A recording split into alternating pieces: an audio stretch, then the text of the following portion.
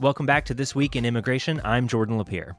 This week, exploring the history of humanitarian crises at our borders, reports of a new migrant caravan and whatever happened with the last one, and the latest on the State of the Union, as well as deal-making to reopen the government. All that just ahead. Before we get started, please remember you can subscribe to this podcast on Apple Podcasts, Google Play, Stitcher, or wherever you get your podcasts. And if you leave a review, it'll help more people find our show. You can also stream This Week in Immigration on our website at bipartisanpolicy.org/podcast. And as always, check out bipartisanpolicy.org/immigration for more information on the stories we discuss here on the show.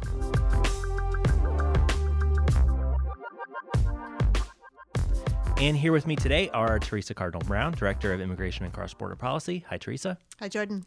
Laura Hall, Senior Manager at BBC Action. Hi, Laura. Hi. And Cris Ramón, Immigration Policy Analyst. Hi, Cris. Hey, Jordan. How's it going? Good. So I'll start with you today, Cris. You have a blog post out looking at how the United States has responded to past immigration-related humanitarian crises. And you found that we've been struggling to respond effectively to those since at least the 1980s. Why?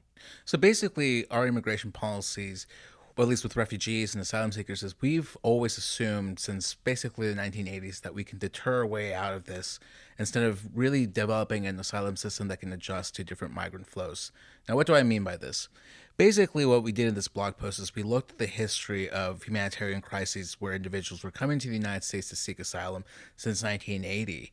And what we largely found is what the U.S. was doing was using very tough, stringent border enforcement measures in order to tell these people you're not welcome here and try to sort of just deter them, push them away from actually coming here and trying to gain protection. But the thing is that this didn't work.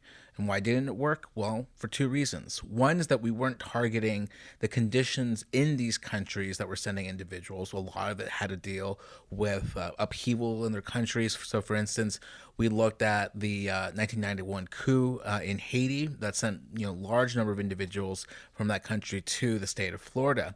And so our policies weren't really directed at looking at that. And at the same time, we've developed an asylum system that, can function pretty well, but was never really designed to deal with a large influx of individuals coming in at our borders. It was always designed to take in a couple of individuals, but in terms of large numbers of individuals being resettled for humanitarian purposes, that's what really our refugee system is. And so we really haven't had an effective system for these two reasons. So walk me through a little bit more some of the examples that you lay out in your piece and whether you see any common thread between them. Right. So we started off our piece looking at the crises that happened after the Refugee Act was passed in 1980. And so the first one was the Mariel boat lift. In that incident, you had a large number of Cubans coming to the United States, but at the same time, you also had a smaller population of Haitians coming to the country. And we focused on this example because what we were doing was really trying to interdict, that means stopping individuals in these boats from coming to the state of Florida. And that didn't really help. People were still coming here, even though we were using some pretty tough border measures. We then move up to 1991. I was talking about this coup in Haiti. You saw large numbers of Haitians coming to the United States. And here we were either interdicting them or we were even holding them in Guantanamo Bay, where some of them could access asylum protections. But once again, the whole idea was don't let them get here and get the possibility of gaining access to asylum status. So that's sort of what you saw in 1980 and 1991. Then we move forward a little bit in more recent times, looking at what's been happening at the U.S.-Mexico border with families and unaccompanied children.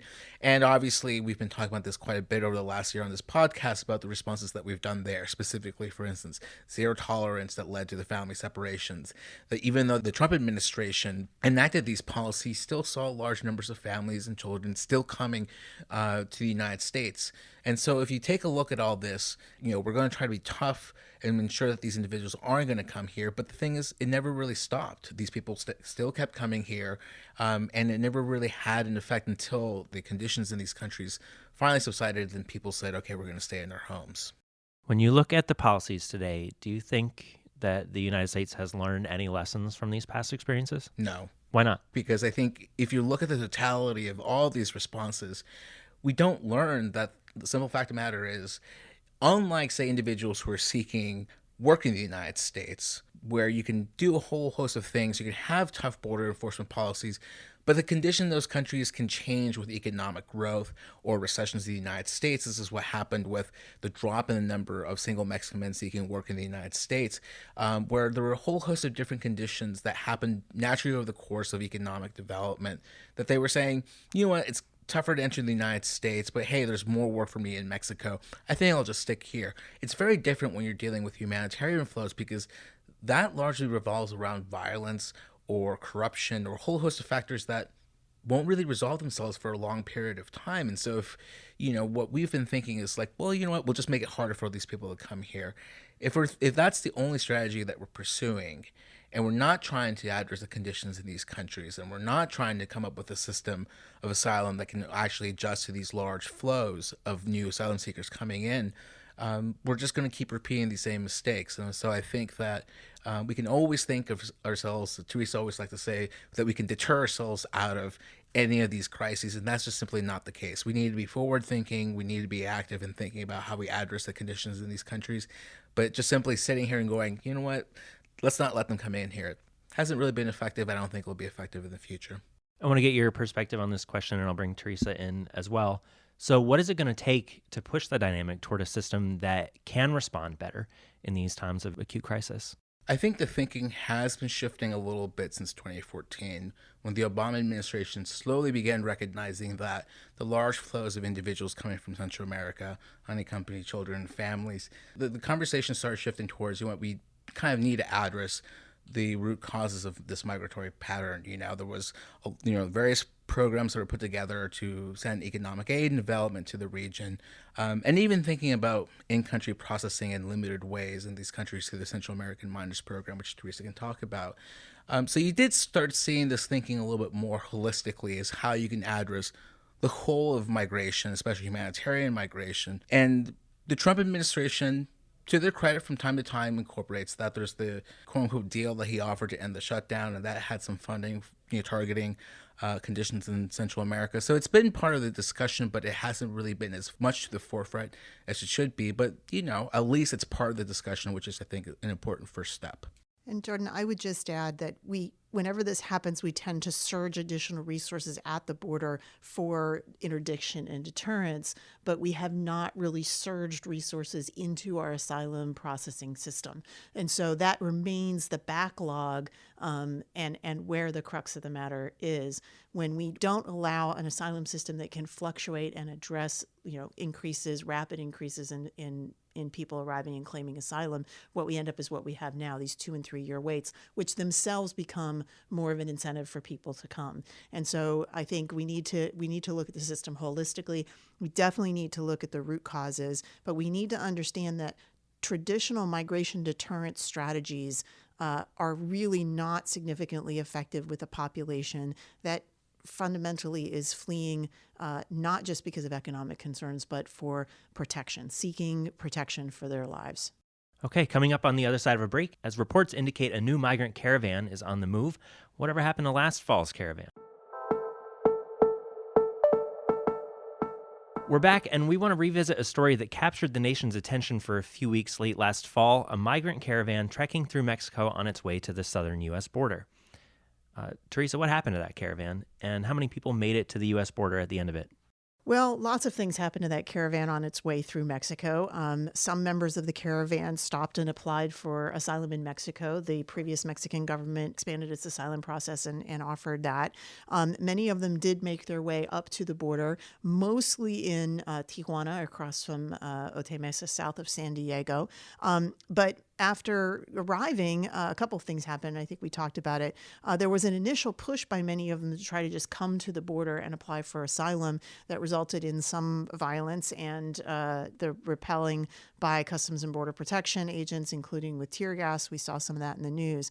Subsequent to that, many of the arrivals in Tijuana did go back into what were basically migrant shelters and started figuring out how they could come to the United States. At the San Ysidro port of entry, Customs and Border Protection has been doing what they call metering, which is having officers literally at the physical border, not allowing people to step foot into the United States and therefore be eligible to apply for asylum, except a certain number of people per day. Now, they claim this is because of capacity issues at the port, both physical capacity to house people, but also capacity of the personnel there. That has resulted in a many, many months wait time. Remember, there were already a few thousand asylum seekers waiting in Tijuana before the Caravan arrived. So where are we now? An awful lot of those folks have made their way in through the numbered system at the port of entry, or have gone east to other ports of entry along the border and applied there. Some unknown number have come between the ports of entry and turn themselves into Border Patrol. We don't know exactly how many because we're not sure, one, that Border Patrol is asking that question. We just know sort of anecdotally from interviews that have happened with migrants, both before they've arrived and after. There are still several hundred that are waiting in Tijuana and trying to decide what to do. But what else has happened is that Mexican officials, at the request of many migrants, have returned many of them back to Central America, those who found it too difficult to wait or dangerous to wait, or just found the process to be a lot more than they had anticipated, I guess. So in terms of the actual numbers, some reports indicate, so CBP has made about 2,600 Caravan-related arrests in the San Diego sector. Mexican officials say about 1,300 Caravan members have returned to Central America. And this is actually probably one of the more interesting things.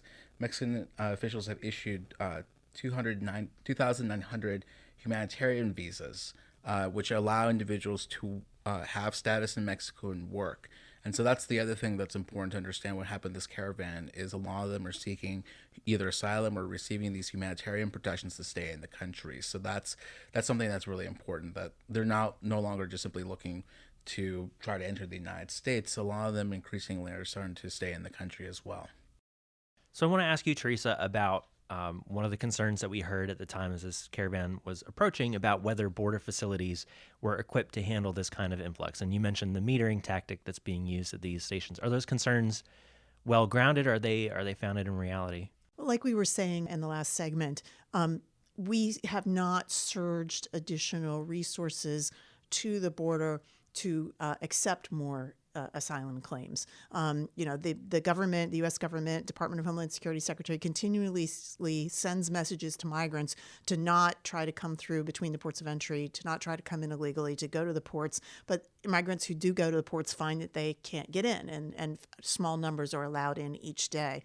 And that, in effect, creates this question in their minds of like, okay, what do I do? And the various options available that we've talked about. For most of them, the number one desire is still to try to get into the United States. Many of them have family members here. Even those who've accepted the humanitarian protections in Mexico, if they haven't actually applied for asylum, maybe just accepting that until they can get to the United States to apply.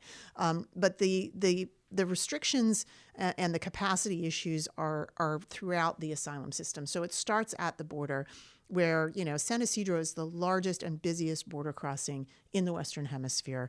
But it was not designed for this number of people who seek asylum.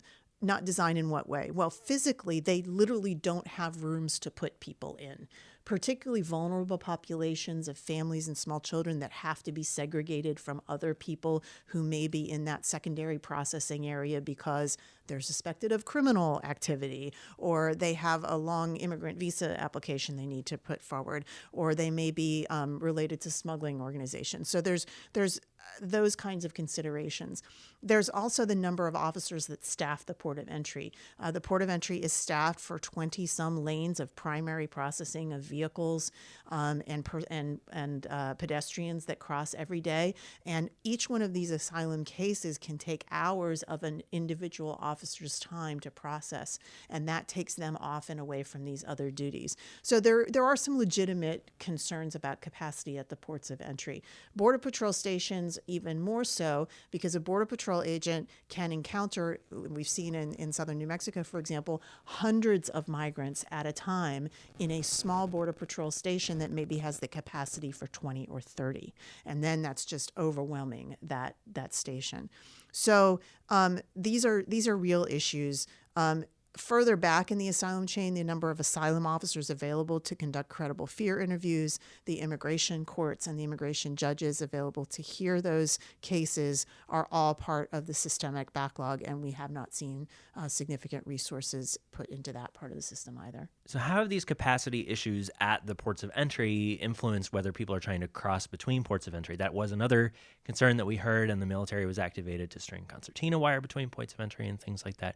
Are we still seeing that as being a place of concern? We are still seeing that. And as I mentioned, we don't have good data on how much that is happening other than we've seen a lot of anecdotal interviews that reporters, for example, down on the border have done with migrants or those in shelters on either side of the border saying they've made that decision to go between the ports of entry because they couldn't wait at the port any longer. We just don't know how large a percentage that is.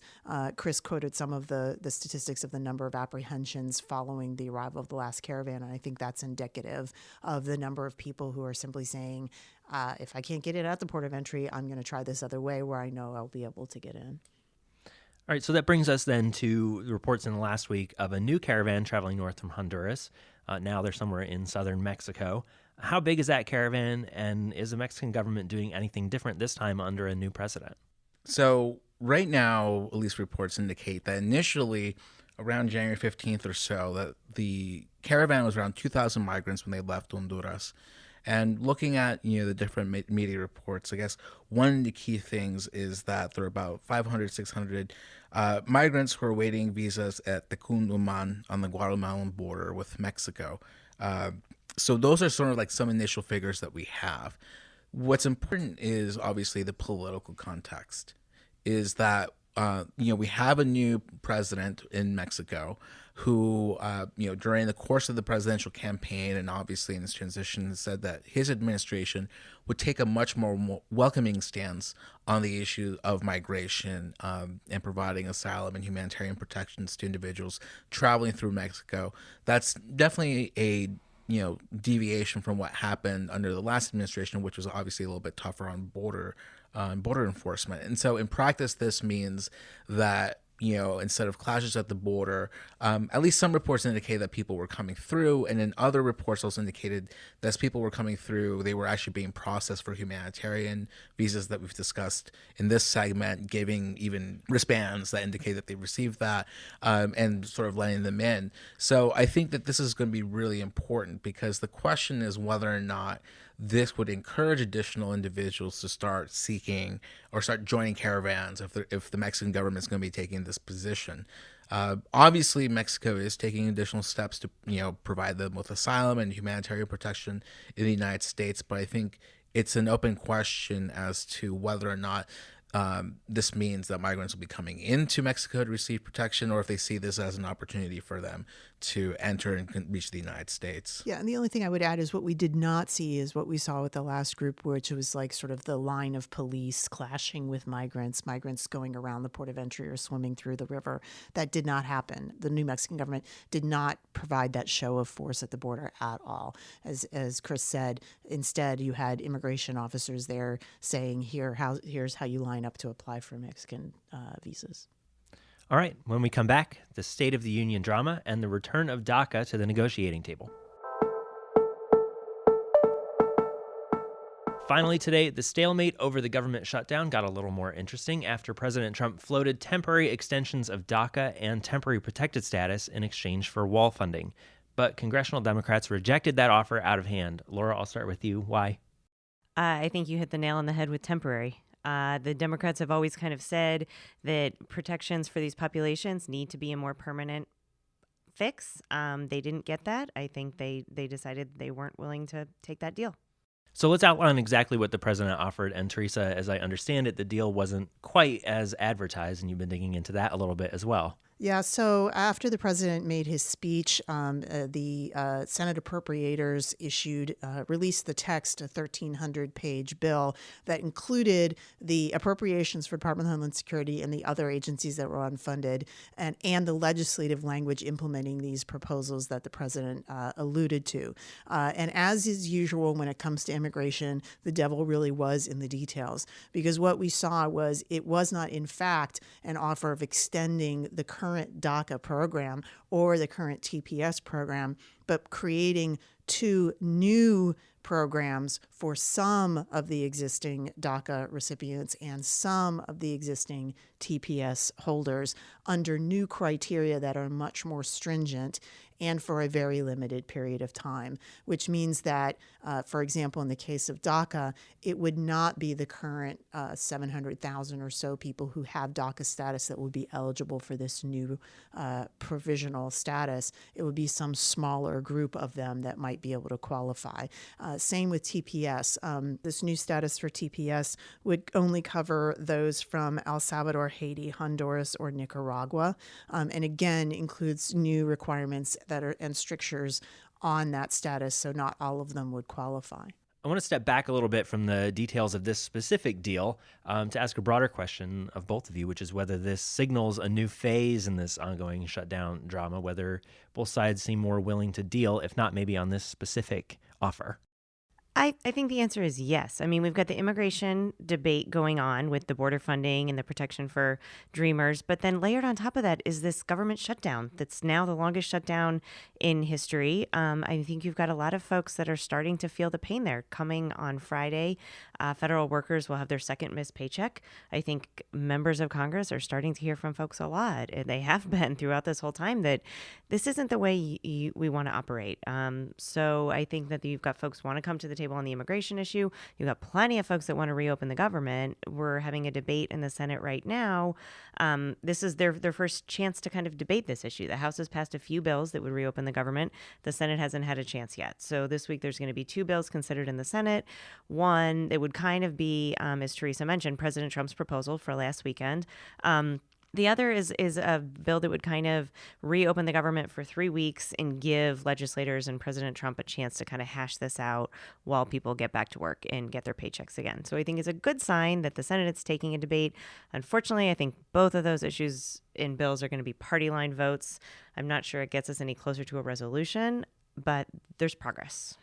Yeah, I would say that the one thing I would recognize that President Trump did was broaden the debate away from just wall versus no wall, which is really what this has been about since the shutdown happened before Christmas. It was him insisting that he wanted money for the wall, and the Democrats, particularly Speaker Pelosi, saying they will not pay for the wall.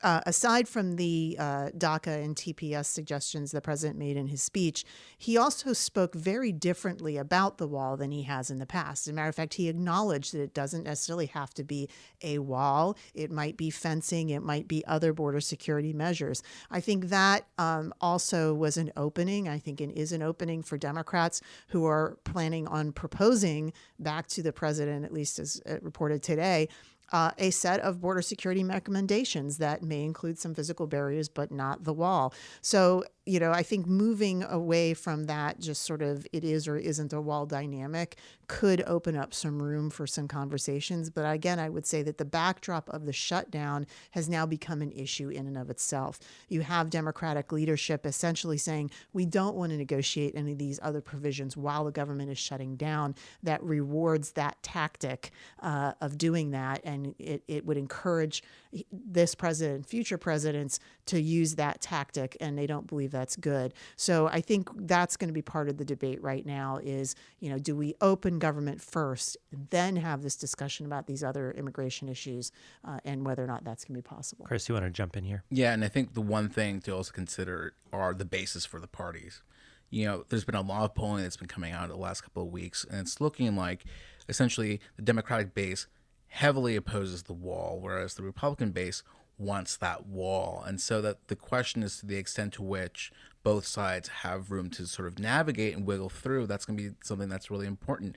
After, President Trump made his announcement on Saturday, and Coulter went on Twitter and said incorrectly that this amounts to amnesty. It's not, but that can kind of give you a sense at least of where Trump supporters are, and obviously with Democrats, immigration advocates, not $1 for the wall or for funding or anything like that. They completely oppose that. So that's going to be another dynamic to take into account.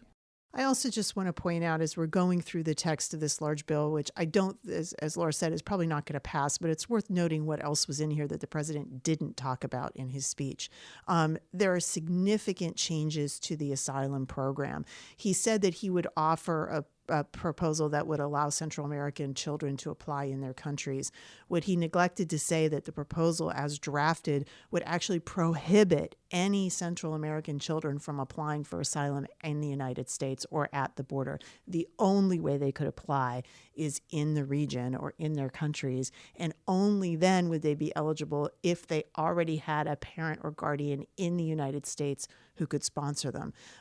There are a lot of other sections there that, as people are reading into, would be significant changes to the asylum system as we know it today. And I think that's another reason why a lot of Democrats said, at least as written right now, that's a non-starter. So I want to give the usual caveat to some of the answers that you all just gave. We are recording this episode on Wednesday, January 23rd, so we're looking ahead a little bit to, by the time you hear this, our listeners, these votes in the Senate will have happened. But I think the substance of this conversation is the same, and our expectation is that those votes will not be successful in the Senate tomorrow, as we're recording this a few days ago, as you'll be hearing it. With that having been said, the other continuing thread here is the State of the Union. We don't know where that's going to happen at this point, but we do expect one way or another that we'll hear from the president this week. Theresa, what do you expect to hear from him on the immigration issue? Well, I think, at least going by his most recent tweets, he's going to double down on all of the rhetoric that he has been saying about why he feels he needs the wall. Whether or not he'll use any of the moderated language from the weekend about what the wall means, he will certainly continue to articulate his belief that the wall is going to be an answer to drugs and crime and illegal immigration and gangs and all of the other things that he believes the wall will solve, which we have said in the past are not really what the wall would address. But I think he will take his case to the American people and try to make that. I think he will try to talk about that he wants to try to work with Democrats, and that Democrats have been the ones that have prevented the government from reopening. I think he'll try to do what he can to shift the blame on that. Whether he'll talk about any other immigration issues remains to be seen. We've heard some rumors out of the White House that at least some people in the White House are starting to think about a larger immigration deal, maybe something more comprehensive, if you want to use that term, but that is broader than just DACA and TPS, but gets at other immigration issues. But there seems to be some division within the White House advisors about what that might mean and whether now is the right time to even think about that. Traditionally, in the State of the Union, a president lays out their agenda for the full year. So if that is something that President Trump wants to try to deal with, maybe not now, but during the course of the next 2 years before 2020, he may try to lay out some of that vision. We know that in his first State of the Union, he did present sort of a broader picture of what he thought our immigration system should look like. So we'll see if he goes back to any of that. Laura, what are you watching for? Yeah, I agree. I think we'll hear a lot of more of the same on immigration. We kind of know where he is on this issue. But as Theresa mentioned, the State of the Union is usually much bigger than one issue. I wouldn't be surprised if he talked about infrastructure. I wouldn't be surprised prescription drug pricing, the economy, other concerns that I think most Americans are facing. I think one of the things to consider also is just we're recording this right as news came that he's now supporting the opposition leader in Venezuela as the interim president. And so I'll be paying attention to the foreign policy component, because anything that he does, particularly in Latin America, will have reverberations with what will be happening with migration. I mean, if the situation in Venezuela starts getting dicier, that will lead to more people leaving the country. And, that's something that we've been covering. We've wrote blog posts about that, but that can put us in a region that's already under a lot of stress, both with the current exodus of Venezuelans and obviously with Central American migrants coming here and through Mexico. Anything that the U.S. can do to either resolve that or perhaps, unfortunately, exasperate it, I think will be something to keep in mind. So that's what I'll be looking at as well. All right, Cris, Laura, Theresa, thanks for the conversation, and thanks to you all for listening. We will be back in 2 weeks, but in the meantime, please take a second to find us on Facebook by searching Bipartisan Policy Center, or on Twitter at BPC_bipartisan. And don't forget to subscribe and leave your feedback on this podcast on Apple Podcasts, Google Play, Stitcher, or wherever you get your podcasts. Just search Bipartisan Policy Center. This Week in Immigration is written by Cris Ramón and myself and produced by Emily Schrader. That's all for now. Join us again next time on This Week in Immigration.